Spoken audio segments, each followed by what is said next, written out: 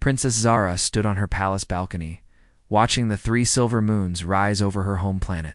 The night air felt cool against her purple skin, and the crystal towers of the royal city sparkled like diamonds below. She was tired. Kind of tired that sleep could fix, but the deep exhaustion that comes from years of disappointment. At 127 years old, which was like being 25 in human years, she had already said no to more marriage proposals than she could count. 312 to be exact. Her father kept track of every single one, and he reminded her about it every day. Another refusal, daughter? Emperor Thane's voice echoed through the marble halls as he approached her balcony. His golden robes rustled with each step, and she could hear the frustration in his tone even before he spoke. Zara didn't turn around. She knew what was coming. Prince Kale was not suitable, father. Just like all the others. Not suitable. The Emperor's voice rose. Rules 3 star systems. His family controls the largest mining operation in the galaxy. What more could you possibly want? This was the problem. Her father saw politics and power. He saw trade agreements and military alliances. But Zara saw something else entirely. She saw the truth that lived inside people's minds. Since childhood, she had possessed a gift that most of her people could only dream of. She could read thoughts, feel emotions, and see the real intentions hidden behind polite smiles and fancy words. It should have been a blessing. Instead, it had become her curse. Every male who came to court her arrived with the same disgusting thoughts swirling in their heads. They wanted her crown, her wealth, or the bragging rights that came with claiming an alien princess. Some were fascinated by her purple skin and silver eyes, treating her like some exotic prize to be won. Others saw her as a stepping stone, too. Greater power, a way to connect their families to the royal bloodline. Prince Kale had been the worst yet. When he knelt before her during the morning ceremony, his mind had been filled with visions of conquest. He imagined her as a silent, obedient wife who would stand beside him at official events and produce heirs for his empire. In his thoughts, she wasn't even a person. She was just another territory to claim. I felt his thoughts. Father Zara said quietly, "He doesn't want a wife. He wants a trophy." Emperor Thane sighed heavily. "Your gift is both powerful and dangerous, my daughter. Sometimes ignorance truly is bliss. Would you have me marry someone who sees me as property? I would have you think about our people." His voice boomed across the balcony. "Every refusal damages our relationships with other worlds. The Morpheus system is already threatening too. Cut off our crystal imports. Zephyrian Alliance is reconsidering their defense pact. How many more bridges will you burn before you understand the consequences?" Zara finally turned to face her father. His usually calm face was red with anger, and his hands were clenched into fists. She had never seen him so upset. "I understand the consequences," she said. "But I also understand that a loveless marriage would destroy me from the inside. Is that what you want for your daughter?" The Emperor's expression softened slightly. "I want you to be happy, Zara, but I also want our empire to survive. These alliances aren't just about politics, they're about protection. There are dark forces. Moving in the outer galaxies, we need friends, not enemies. Then find another way to make allies. I will not sacrifice my soul for convenience." "Your soul?" Emperor Thane laughed bitterly. "You speak as if you have already found someone worthy of it. But you reject everyone without giving them a chance. How do you know there isn't someone out there who could surprise you?" Zara had heard this argument before. Maybe her father was right. Maybe she was being too harsh, too quick to judge.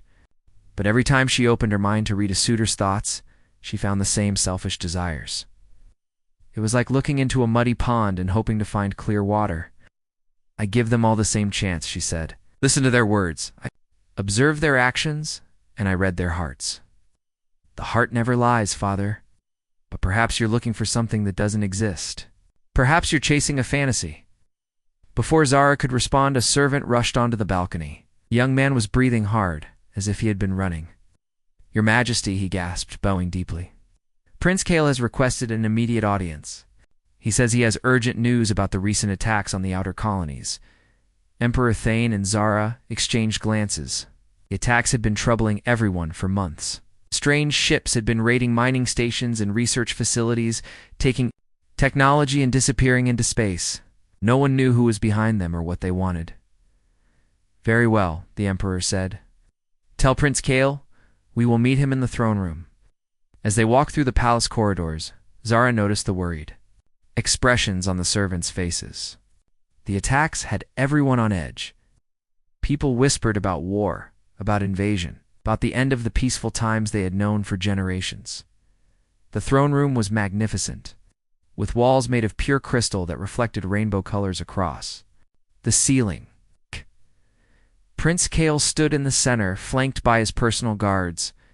He was tall and handsome by Valdorian standards, with the traditional blue skin and silver markings of his people. "Your Majesty," Prince Kale said, bowing to the Emperor, "I bring troubling news from the border systems." "Speak," Emperor Thane commanded, taking his seat on the crystal throne. "The attacks are escalating. Yesterday, an entire research station was destroyed. 300 scientists and workers were killed. The raiders took everything: computers, weapons, even the experimental energy crystals we were developing." Zara felt her stomach drop. She had known several of those scientists personally. They were good people, dedicated to advancing knowledge and technology for the benefit of all. "Do we know who's responsible?" she asked. Prince Kale's eyes shifted to her, and immediately she felt the familiar disgust wash over her. His thoughts were focused, not on the tragedy he had just described, but on how beautiful she looked in the crystalline light he was imagining. Their wedding night, picturing her submitting to his desires. "The evidence points to a new faction," he continued, though his mind was elsewhere. "They call themselves the Shadow Collective. They seem to be gathering advanced technology from multiple worlds." "What do they want?" Emperor Thane asked. "We believe they're building something. A weapon, perhaps, or a fleet of ships. It is they're willing to kill innocent people to get the materials they need." Zara tried to focus on the serious discussion, but Prince Kale's thoughts kept intruding. He was thinking about how this crisis would force her father to reconsider the marriage proposal. He saw the attacks as an opportunity to pressure her into accepting him. "This is exactly why we need stronger alliances," Prince Kale said, looking directly at Zara. "The Morpheus system has the largest military fleet in this sector. Together, we could crush these raiders before they become a real threat." There it was. The real reason for his visit. He wasn't here to report the attacks out of concern for the victims. He was here to use their deaths as leverage in his marriage proposal. "Your concern for our people is touching," Zara said coldly. "I'm sure those 300 lives lost mean a great deal to you." Prince Kale's face reddened. "Of course they do. Every life is precious," but his thoughts told a different story. He was already calculating how many ships he would need to patrol the border, how much profit his family could make from increased military contracts, how this crisis would elevate his status in the galactic community. "Sure they are," Zara said, standing up from her chair. "Just as I'm sure your solution to every problem involves me becoming your wife." "Zara." Emperor Thane's voice was sharp with warning, but she was done pretending, done smiling politely while listening to the disgusting thoughts of males who saw her as nothing more than a political tool. "No, father. I won't sit here and listen to this anymore. Prince Kale doesn't care about those dead scientists. He cares about using their deaths to manipulate us into giving him what he wants." Prince Kale's face went from red to purple with anger. "How dare you accuse me of such things? I came here to help. You came here to collect a bride," Zara shot back. "Everything else is just an excuse." The room fell silent. Even the guards seemed to hold their breath, waiting to see what would happen next. "I have tried to be patient," Zara continued, her voice echoing off the crystal walls. "I have listened to hundreds of suitors, given them fair consideration, and treated them with respect. But I will not pretend anymore, will not smile and nod, while males parade before me with their greedy thoughts and selfish desires." She turned to address the entire room, her voice growing stronger with each word. "Let it be known throughout the galaxy that Princess Zara of Valdoria will never marry a male who sees her as property. I would rather spend eternity alone than bind myself to someone who cannot love me for who I am rather than what I represent. Prince. Kale's anger exploded. You ungrateful child. Do you think you're too good for the rest of us? Do you believe some perfect male will appear from nowhere to sweep you off your feet? I believe in holding out for someone who sees me as an equal, Zara replied. That means I remain single forever, so be it. With that, she turned and walked out of the throne room, leaving behind a stunned silence and a very angry prince, as she could hear her. 3 weeks after Princess Zara's dramatic confrontation with Prince Kale, something unexpected happened. A small ship landed at the royal spaceport, carrying the first human diplomatic mission to ever visit Valdoria. Most people barely paid attention to it. Humans were considered primitive by galactic standards, still stuck on their single planet, while other species had been traveling between stars for thousands of years. Captain Jake Chen stepped off the transport ship and looked around at the crystal city with wide eyes. He had never seen anything like it. The buildings seemed to grow from the ground like massive gems, catching and reflecting light in ways that made the whole city shimmer. The 3 moons hanging in the purple sky made everything look magical, like something from a fairy tale. Jake was 32 years old, with dark hair and calm brown eyes that seemed to notice everything. He had spent the last 10 years in Earth's military, fighting in conflicts that most people preferred to forget. His job here was simple: protect Ambassador Wilson and the small human delegation while they tried to establish trade relationships with the Valdorian Empire. Stay close and keep your eyes open, Jake told the other security officers. We're not exactly welcome here. He was right. As the human delegation walked through the city streets, they could feel the stares and whispers. Of the local population, some looked curious, others seemed annoyed by their presence.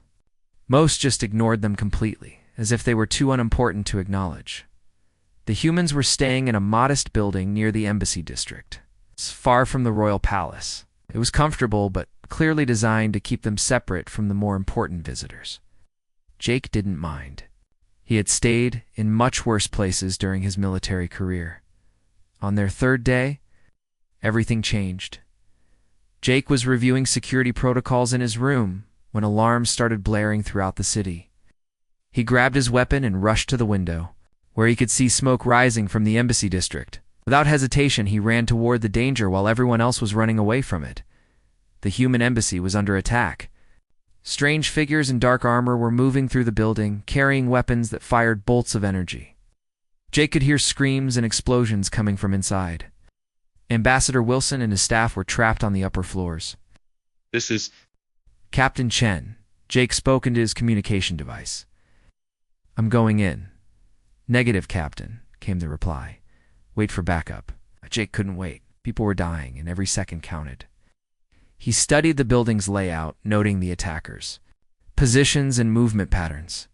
His military training kicked in, and his mind became focused and clear. The first attacker never saw him coming. Jake moved like a shadow, using the building's layout to his advantage. He had learned to fight in urban environments where knowing how to use cover and angles could mean the difference between life and death. One by one, he eliminated the attackers. His movements were precise and efficient, wasting no energy or time. When the local security forces finally arrived, they found Jake standing over 6 unconscious attackers, with Ambassador Wilson and his staff safe and unharmed. How did you do that? Asked Commander Vex, the head of royal security. He was a tall Valdorian with traditional blue skin and silver markings. Our best warriors struggle against these Shadow Collective raiders. Jake shrugged. Different training. I guess we learned to adapt. News of the human warriors' heroic actions spread quickly through the royal palace. Princess Zara heard about it during her morning meal, when her personal assistant mentioned it almost as an afterthought. A human defeated 6 Shadow Collective raiders by himself? Zara asked, putting down her crystal cup. That seems unlikely. The reports are confirmed, Your Highness. Commander Vex witnessed it personally. He's requesting that this human be assigned to special security duties. Zara felt a flicker of curiosity. She had never met a human before, and the stories about Their primitive nature clearly needed revision. Anyone who could single-handedly defeat Shadow Collective raiders was definitely not primitive. "What's his name?" she asked. "Captain Jake Chen. He's the head of security for their diplomatic mission." Later that day, Commander Vex brought Jake to the palace for a security briefing. The Galactic Council Summit was approaching, and with the recent attacks, everyone was worried about the princess's safety. "We need someone with your skills," Commander Vex explained, as they walked through the palace corridors. "The Shadow Collective seems to be targeting important figures. Princess Zara will be especially vulnerable during the summit." Jake listened carefully, taking in every detail about the palace layout and security procedures. He was impressed by the advanced technology, but noticed several weak points that could be exploited by attackers. "Your regular security is good," he said honestly, "but you're fighting a new kind of enemy. You don't follow traditional battle tactics." "Which is why we need you," Commander Vex replied. "Your methods are ... unconventional, but they work." When they reached the briefing room, Princess Zara was already there, studying reports about the recent attacks. Jake had seen pictures of her, but seeing her in person was different. She was beautiful, with purple skin that seemed to glow in the crystal light and silver eyes that looked like they could see right through him. "Your Highness," Commander Vex said, bowing slightly, "this is Captain Jake Chen." Jake gave a respectful nod. "Princess." Zara looked up from her reports and immediately tried to read his thoughts. This was her usual practice when meeting new people, especially males. She expected to find the familiar mixture of greed, desire, and ambition that clouded every male mind she encountered. Instead, she found something completely unexpected. His thoughts were ... cloudy, not hidden exactly, but difficult to read. It was like looking through frosted glass. She could sense emotions and impressions, but the specific thoughts that usually came through so clearly were muffled and unclear. "Commander Vex tells me you defeated 6 raiders single-handedly," she said, studying Jake's face for any sign of boasting or pride. "I had advantages they didn't expect," Jake replied simply. "They were used to fighting Valdorian warriors who rely on strength and energy weapons. I used different tactics, such as patience, observation, using the environment as a weapon." Jake's voice was calm and professional. "Your people fight with honor, which is admirable, but sometimes you need to fight dirty to protect innocent lives." Zara was intrigued. Most males would have used this opportunity to brag about their accomplishments, to impress her with tales of their heroic deeds. Jake seemed almost uncomfortable with the attention. "And you're willing to use these unconventional methods to protect me?" she asked. "I'm willing to do whatever it takes to keep you safe," Jake said, meeting her eyes directly. "That's my job." There was something in his tone that made her pause. When other males spoke about protecting her, she could sense their hidden motivations. They wanted to be seen as her hero, to gain her gratitude and use it to their advantage. But Jake's thoughts, as far as she could read them, were focused entirely on the duty itself. "Tell me about Earth," she said suddenly. "What's it like to live on a single planet?" Jake seemed surprised by the question. "It's crowded, complicated. We have many different cultures and countries, and they don't always get along. But we've learned to work together when we have to." "Do humans have the same marriage customs as other species? Do males compete for females?" "Sometimes," Jake said carefully. "But in my culture, we believe that both people should choose each other. Marriage works best when it's based on mutual respect and genuine feeling." Zara felt something shift inside her chest. Mutual respect, genuine feeling. These were concepts she had almost given up on finding. "That sounds ... idealistic," she said. "Maybe, but I've seen it work. My sister and her husband were partners in everything. They supported each other, protected each other, made each other stronger." Jake's voice softened slightly. "That's what love should be, I think. Not one person dominating another, but 2 people choosing to face the world together." As Jake spoke, Zara caught glimpses of his memories. Images of a woman with his same dark hair, wearing military uniform, laughing at something he had said. The love and respect in his thoughts when he remembered her was unlike anything she had ever encountered in a male mind. "Your sister was a warrior too?" she asked. "One of the best?" "She died protecting civilians during a terrorist attack. She could have escaped, but she stayed to help others get to safety." Jake's expression grew distant. "She taught me that real strength isn't about defeating enemies. It's about protecting the people who can't protect themselves." For the first time in her life, Zara found herself genuinely interested in what a male was thinking. Not disgusted, not bored, but actually curious to learn more. "I think you'll do." "Well, here, Captain Chen," she said formally. "But I should warn you, being my protector is not an easy job. I have many enemies, and I'm not always ... cooperative." Jake almost smiled. "I've worked with difficult people before, Your Highness. I think I can handle it." As he left the briefing room, Zara found herself watching him walk away.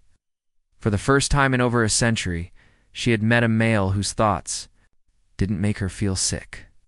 Instead, she felt something she had almost forgotten was possible: curiosity about what he might think of her. 2 weeks had passed since Jake started protecting Princess Zara, and she found herself doing something she had never done before. She was visiting the medical wing of the palace every single day, supposedly to check on his recovery from the wounds he had received during another attack. "The doctors say you're healing well," she said, standing beside his bed. The morning light from the crystal windows painted rainbow patterns across the white walls. Jake looked up from the report he was reading. "I'll be back on duty tomorrow." "Your Highness? The Shadow Collective won't wait for me to feel better. You don't have to rush back. Commander Vex has assigned extra guards to cover your duties. With respect, Princess, those guards don't know you like I do. They don't understand how you think or move. That could be dangerous." Zara felt a warm flutter in her chest. He was worried about her specifically, not just doing his job. Every time she tried to read his thoughts more deeply, she found the same thing: genuine concern for her safety and well-being. "How do I think?" she asked, sitting down in the chair beside his bed. Jake considered the question seriously. "You're careful but not afraid. You notice things other people miss. You care about your people more than yourself, even when you try to hide it. And you're lonelier than anyone realizes." The accuracy of his observation caught her off guard. "You can see all that without being able to read minds?" "On Earth, we learn to read people through their actions and expressions. Body language, tone of voice, the words they choose." Jake set down his report and looked at her directly. "You carry yourself like someone who's been hurt before and doesn't want it to happen again. And you carry yourself like someone who's seen too much violence," she replied softly. "That's probably true." Jake's voice grew quiet. "War changes people, sometimes in ways they don't expect." Zara had been curious about his past ever since their first meeting. What was it like, fighting? "An Earth's war is ugly, necessary but ugly." Jake stared out the window at the crystal spires. "We tell ourselves we're fighting for peace, for justice, for the people we love.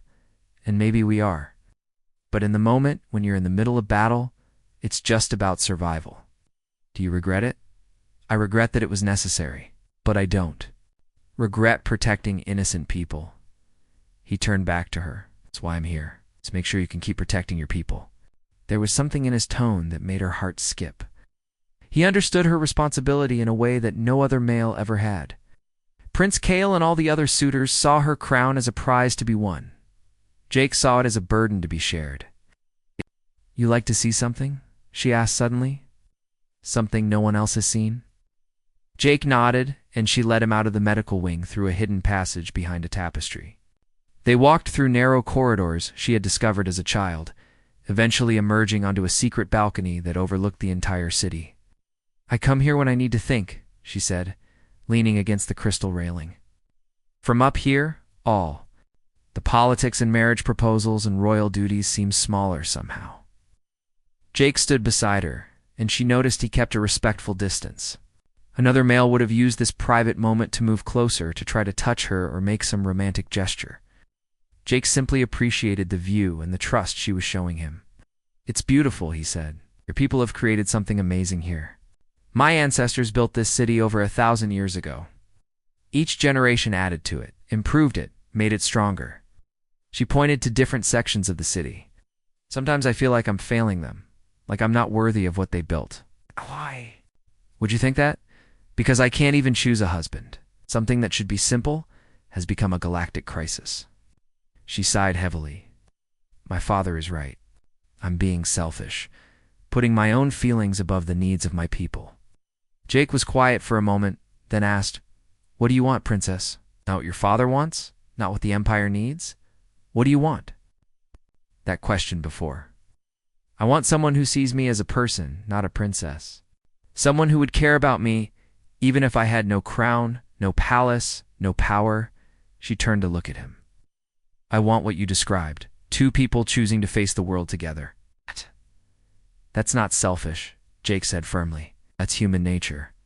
Even alien nature, apparently. They stood in comfortable silence for a while, watching the city below. Finally, Zara spoke again. Tell me more about Earth. About your sister. Jake's expression softened. Lila was 3 years older than me.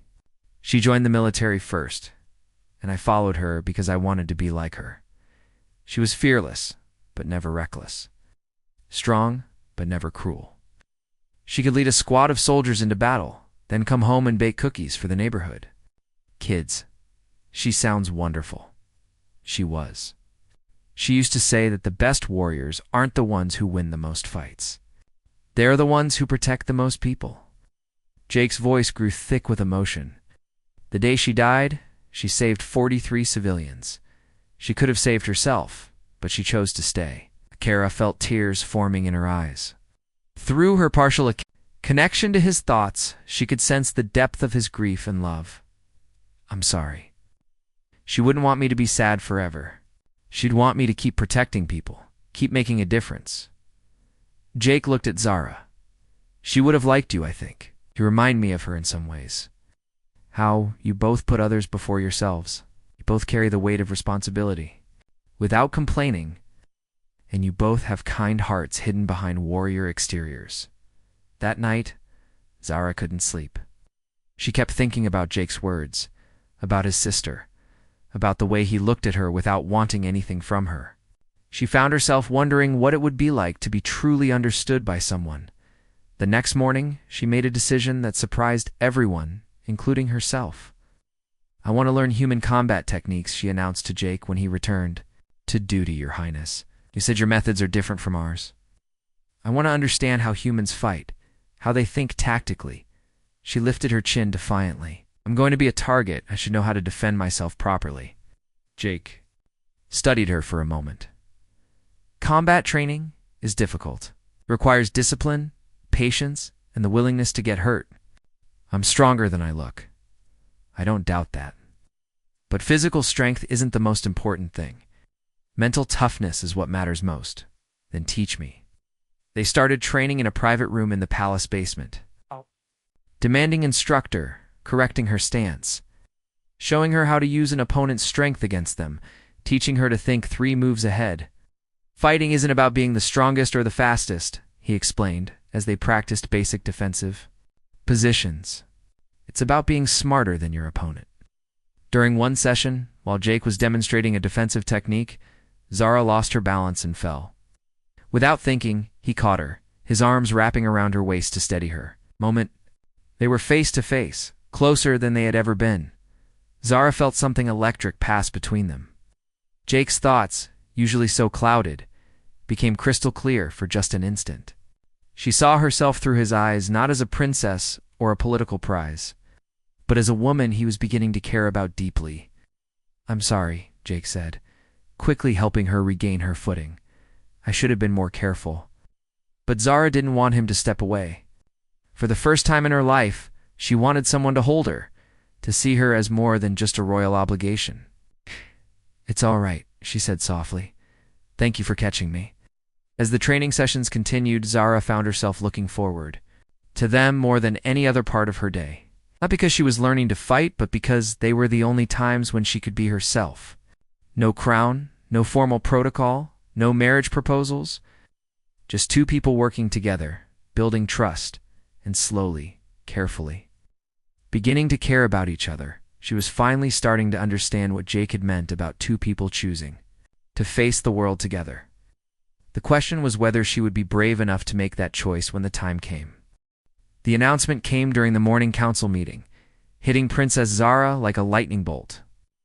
Emperor Thane stood at the head of the crystal conference table, his face grave but determined.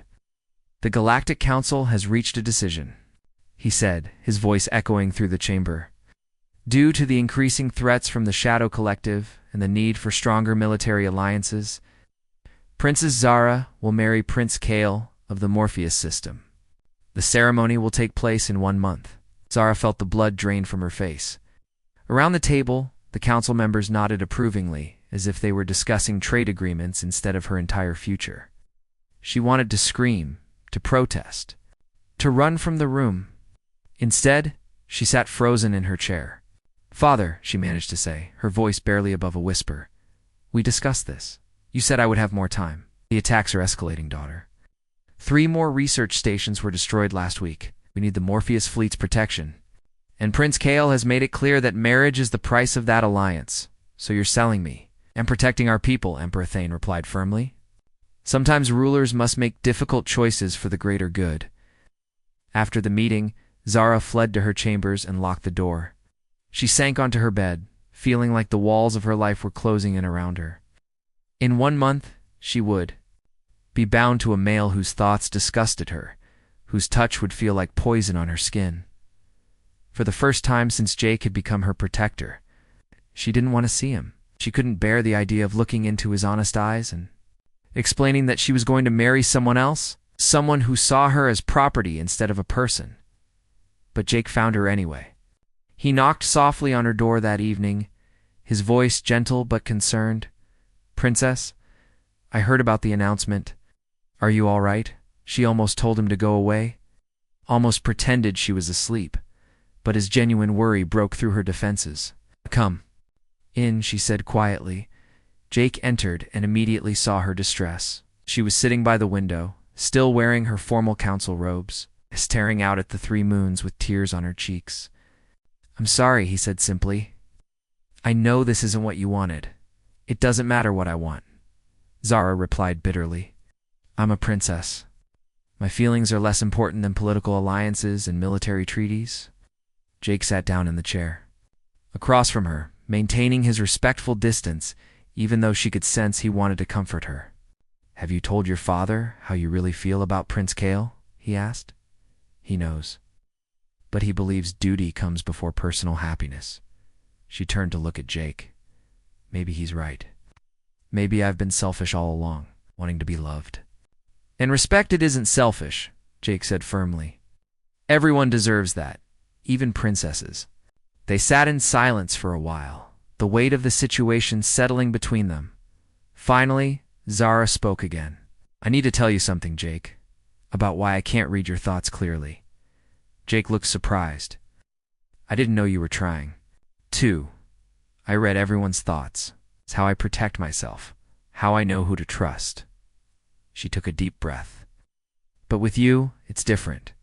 Your mind has barriers I can't fully penetrate." "Military training," Jake explained. "We learn mental, discipline techniques to resist interrogation and psychological warfare." "I didn't realize it would affect your abilities." "It's not just that," Zara said softly. "Even when I can see into your thoughts, they single, quotes, different. You don't think about me the way other males do." Jake's expression grew serious. "How do I think about you?" This was the moment Zara had been both hoping for and dreading. The moment when she would have to admit the truth she had been discovering about her own feelings. "You see me as a person worth protecting, not a prize worth winning. You think about my safety, my happiness, my well-being. When you look at me, you don't see a crown or a political advantage." She paused, gathering courage. "You see someone you care about." Jake was quiet for a long moment. When he spoke, his voice was careful, measured. "You're right, I do care about you. More than I probably should." "Why more than you should?" "Because I'm here to do a job, not to develop feelings." "For the person I'm supposed to protect?" "Because you're a princess, and I'm just a human soldier. Because you're about to marry someone else." Zara felt her heart breaking and soaring at the same time. He cared about her. This incredible, honorable man actually cared about her as a person. If I wasn't about to marry someone else? She asked quietly. Jake met her eyes, and for the first time she saw his careful professional mask slip away. Underneath was a man who had been fighting his own feelings for weeks. Then I would tell you that you're the most remarkable person I've ever met, he said. I would tell you that your strength and kindness and intelligence make me want to be a better man. I would tell you that the thought of Prince Kael touching you makes me want to challenge him to single combat. Tears started flowing down Zara's cheeks again, but this time they weren't tears of despair. Jake, ... But none of that matters, he continued, his voice growing firm again. You have duties to your people, and I have duties to mine. After the wedding, I'll request transfer back to Earth. It would be too difficult to stay and watch you with someone else. No, Zara said, standing up suddenly. You can't leave, Princess. It's for the best. No, it's not. She moved closer to him, her heart pounding. You said your sister taught you that real strength comes from protecting people who can't protect themselves? Well, I need protection too. It's not from the Shadow Collective, but from a life without love, without respect, without someone who sees me for who I really am.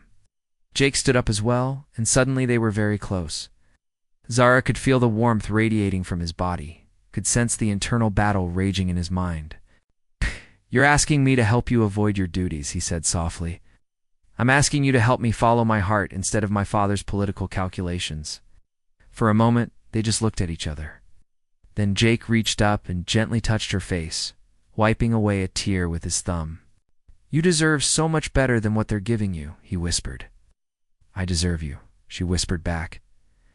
Something broke inside both of them at the same moment. The careful distance they had maintained, the professional boundaries, the awareness of their different worlds, all of it crumbled away. Jake pulled her into his arms, and Zara melted against him. For the first time in her life, she felt completely safe, completely understood, completely loved for exactly who she was. They held each other tightly, neither wanting to break the spell. But eventually reality intruded. What are we going to do? Zara asked, her face pressed against his chest. I don't know, Jake admitted, but we'll figure it out together. Together, you'll have me.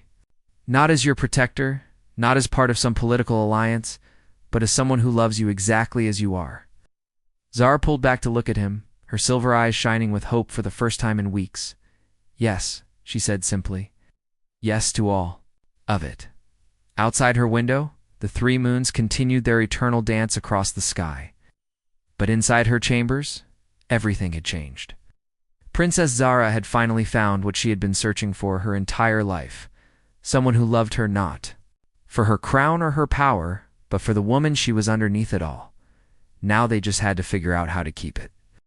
The morning of Princess Zara's wedding dawned gray and stormy, as if the sky itself was protesting what was about to happen.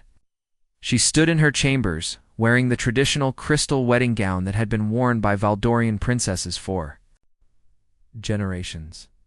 Feeling like she was preparing for her own execution, 3 days had passed since she and Jake had confessed their love for each other. 3 days of stolen moments, secret conversations, and desperate planning. But no matter how they looked at the situation, they couldn't find a way out.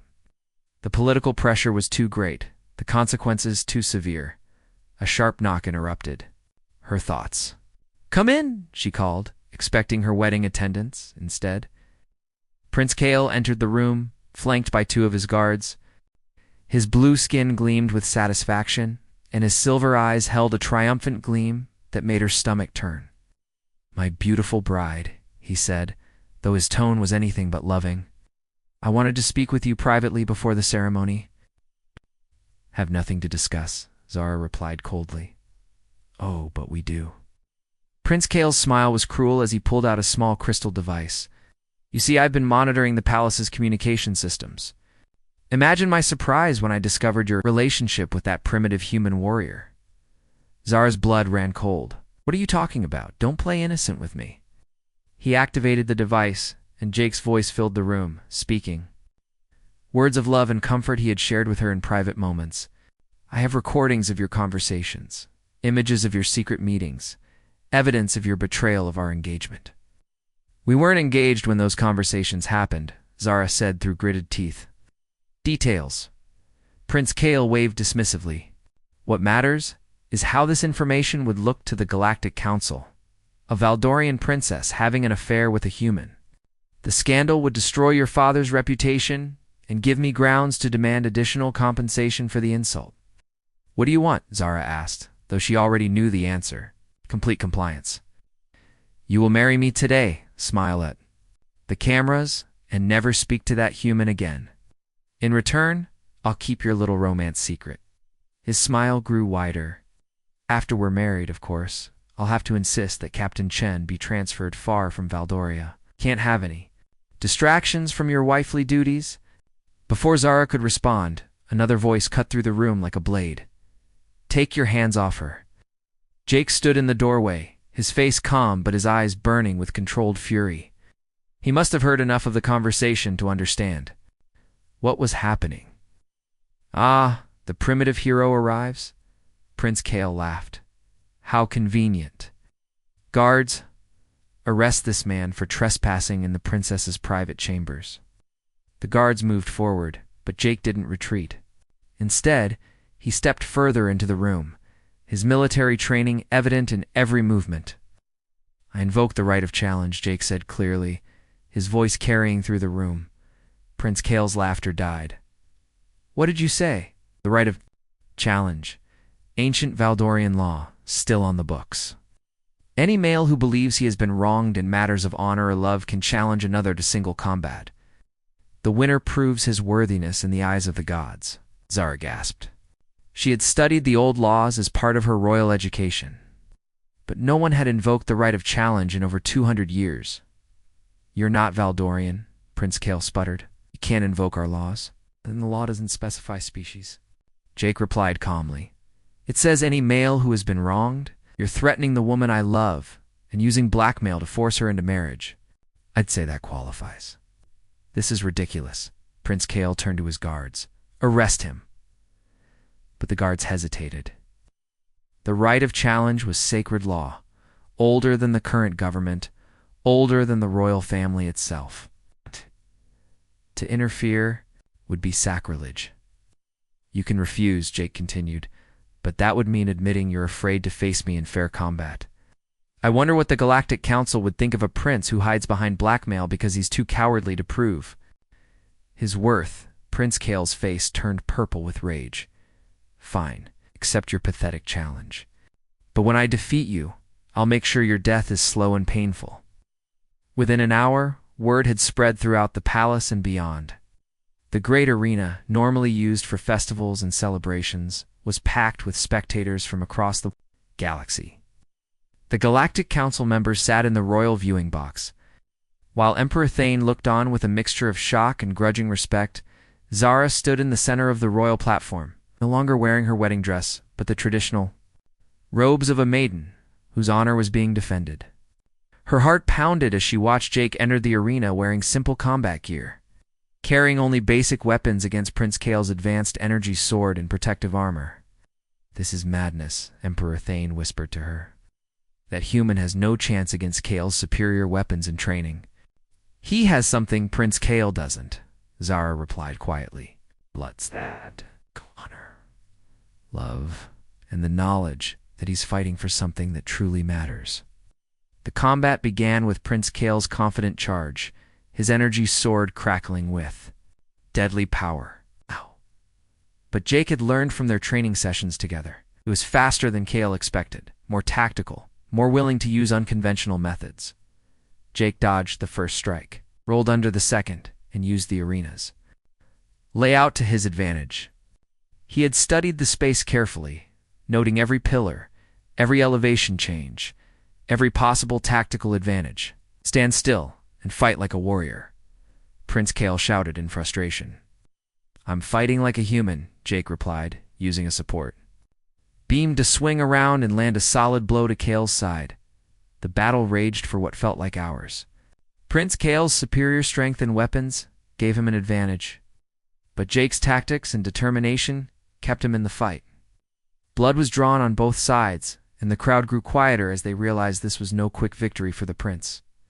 Then, disaster struck. Prince Kale managed to corner Jake against the arena wall, his energy sword raised for a killing blow. Jake was wounded, exhausted, and had nowhere to run. In that moment, something inside Princess Zara broke. Without thinking, without caring about protocol or tradition or royal dignity, she fell to her knees in front of the entire galaxy. "Please," she cried out, her voice carrying across the silent arena. "Gods of combat, I beg you, take my life instead of his. Take my crown, my power, my immortality. Just don't let him die." The arena erupted in gasps and shocked murmurs. Never, in galactic history, had a royal princess publicly pleaded for anyone, let alone a foreign warrior.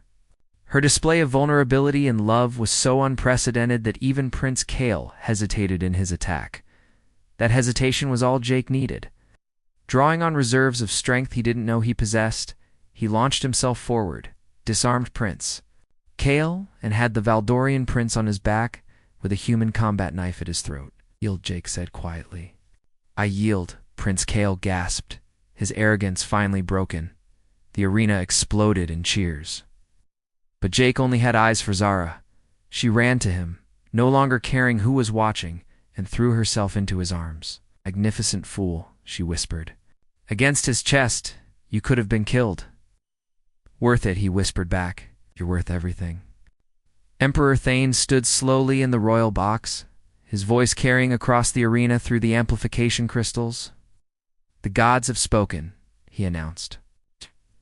"Captain Jake Chen has proven his worth through combat and earned the right to court my daughter, and my daughter has proven her love by her willingness to sacrifice everything for his life."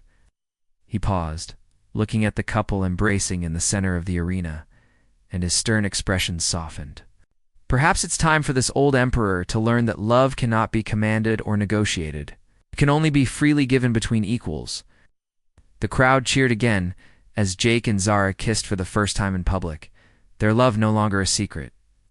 To be hidden, but a triumph to be celebrated. 3 months later, their wedding was the grandest celebration the galaxy had ever seen.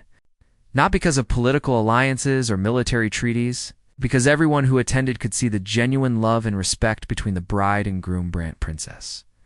Zara had finally found her warrior, and Jake had discovered that sometimes the greatest battles are fought not for duty or country, but for the right to love and be loved in return. Their story became legend across the stars, proving that love could bridge any gap between species, between worlds, and between two hearts, brave enough to fight for each other.